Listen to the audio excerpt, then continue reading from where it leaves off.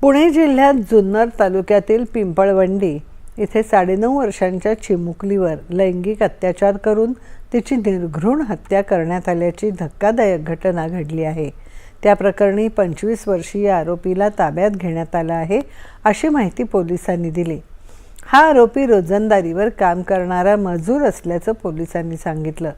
या प्रकरणाची अत्यंत पारदर्शक आणि सखोल चौकशी करून नराधम आरोपीवर कठोर कारवाई करण्याचे स्पष्ट निर्देश पोलीस प्रशासनाला देण्यात आले आहेत अशी माहिती उपमुख्यमंत्री सुनेत्रा पवार यांनी दिली।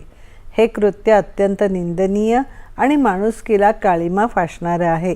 पोलिसांनी तत्परतेने कारवाई करत आरोपीला ताब्यात घेतलं असून पुढील तपास वेगाने सुरू आहे।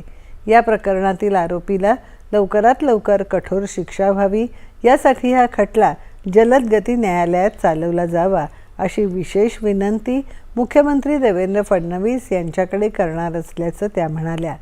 पीडित कुटुंबाच्या पाठीशी शासन खंबीरपणे उभं असल्याचं सुनेत्रा पवार यांनी सांगितलं।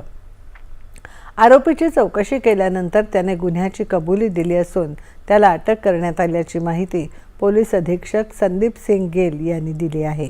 जे त्याचे घराचे शेजारी राहत होती आणि त्याचे ओळखीची होती, त्याला ते पेरू खायचे या नावाने तर तो शेताकडे घेऊन गेला। त्याजवळ त्याने त्याच्यावर लैंगिक अत्याचार केला आणि लैंगिक अत्याचार केला आणि त्याची हत्या करून टाकली। आरोपी जे आहे त्याला अटक करण्यात आला, गुन्ह्यात कलमवाढ करण्यात आली। मध्य रेल्वे